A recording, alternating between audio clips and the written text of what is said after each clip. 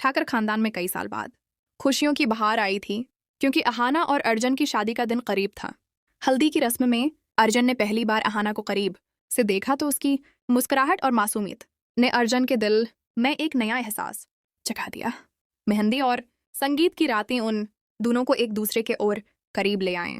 शादी के दिन जब अहाना सरख जोड़े मैं सामने आई तो अर्जुन को लगा जैसे कोई दीवी उसके सामने उतराई हो। शादी के बाद सुहाग रात की रात कमरे में फूलों की खुशबू और हल्की रोशनी ने माहौल को खास बना रखा था। अहाना आहिस्ता से अंदर आई और अर्जुन उसे मोहब्बत भरी नजरों से देख रहा था। दोनों एक दूसरे के हाथ थाम कर शर्म और मुस्कुराहट के दरमियान अपने नए सफर की शुरुआत कर रहे थे। मगर उसी दौरान कमरे का दरवाजा हल्का सा खुला और दरगाह देवी ने इन्हें देख लिया।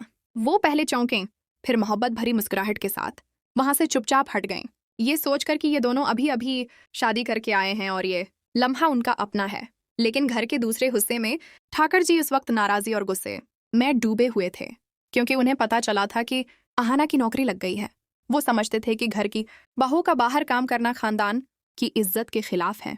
अगले दिन दरगाह देवी ज्वाइनिंग लेटर लेकर अहाना के पास आए और अर्जुन भी खुशी से खड़ा था, मगर ठाकर जी ने सख्त लहजे में कहा कि इस घर की बहू नौकरी नहीं करेगी। माहौल एकदम भारी हो गया। अर्जुन ने पहली बार बाप के सामने खड़े होकर कहा कि अहाना की नौकरी से खानदान की इज्जत कम नहीं होगी। पुलतू दादा ने भी कहा कि घर मोहब्बत से चलता है, हुक्म से नहीं। मगर ठाकर जी ने बात मानने से इनकार कर दिया। तब अहाना ने नरमी से कहा कि अगर उसकी नौकरी से इन्हें तकलीफ है तो वो छोड़ सकती है, मगर अर्जुन पर दबाव न डालें।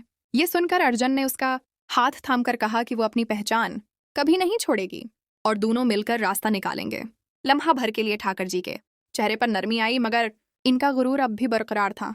मोहब्बत की ये रोमानवी कहानी अब एक नई आजमाइश में कदम रखने वाली थी, और ये सोचें जहन में गूंज रही थीं कि आया अहाना नौकरी कर पाएगी, अर्जुन अपने वालिद का सामना कर पाएगा, और क्या दरगाह देवी इस रिश्ते को टूटने से बचा सकेंगी। असल इम्तिहान तो अब शुरू होने वाला था।